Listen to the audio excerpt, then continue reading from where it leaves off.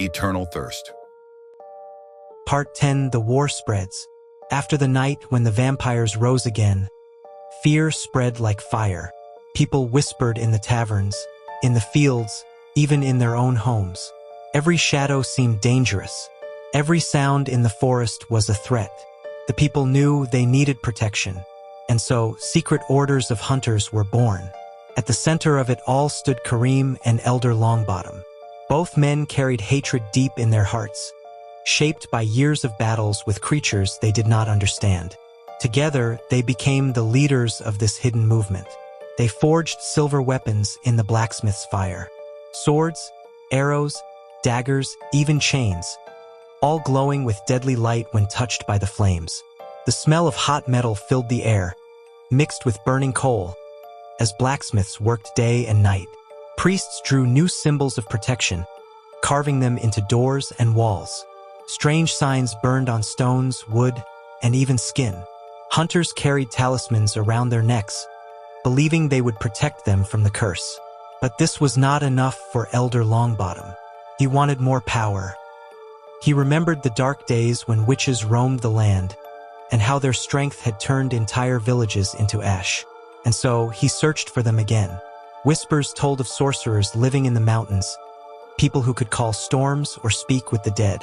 Longbottom promised them gold, land, anything they wanted, as long as they gave him spells to destroy the vampires forever.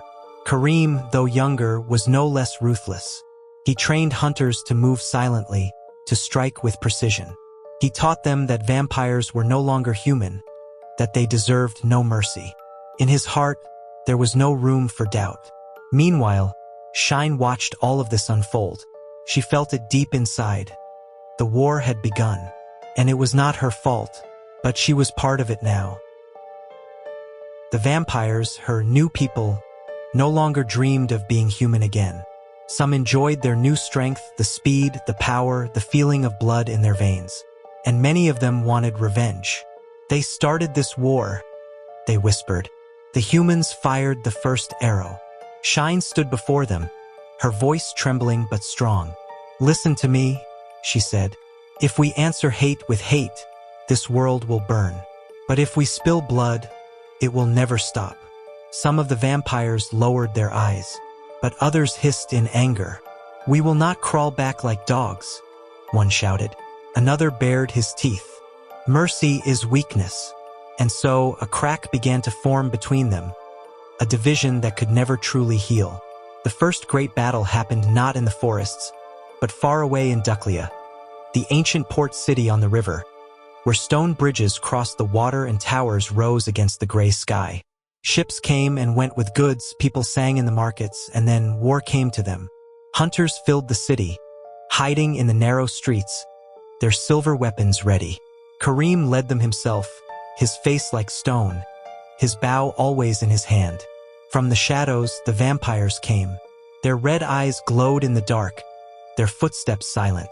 They moved across the rooftops, across the water, through the old catacombs under the city.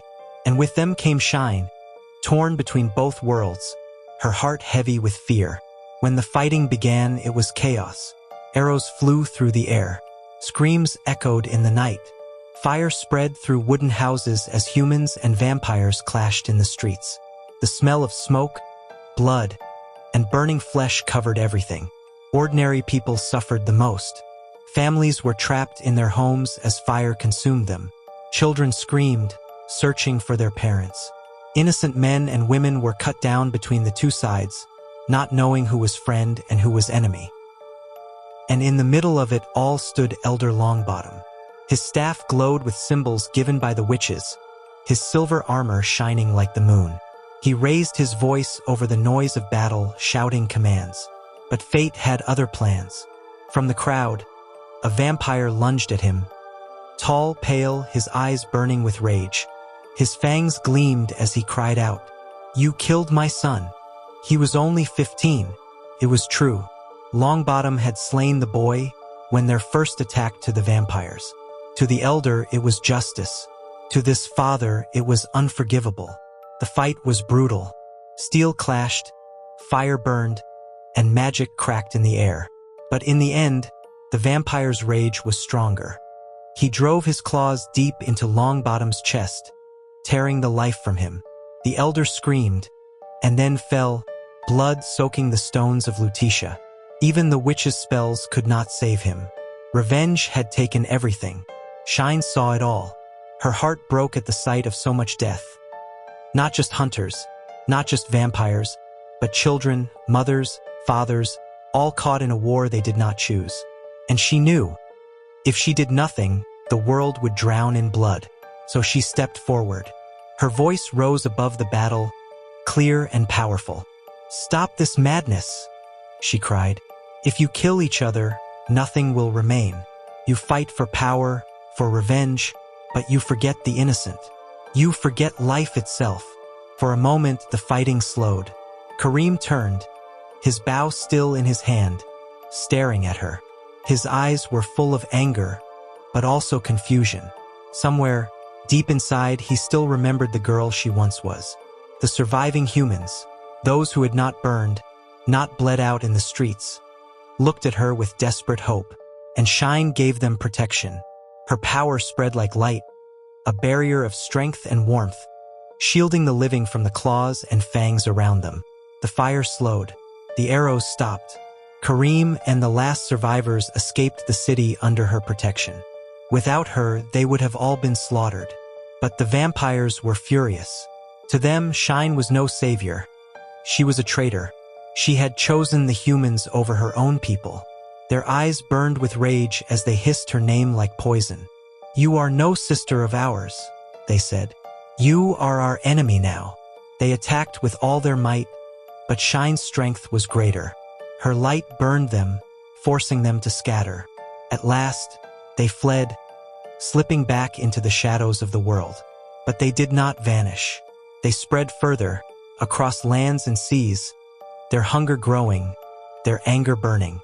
The war was not over. It had only begun. And Shine stood in the ruins of Ducklia, her heart heavy with sorrow. She had saved lives, but at a terrible cost. The dead filled the streets. The air smelled of ashes. And she knew this was just the first battle.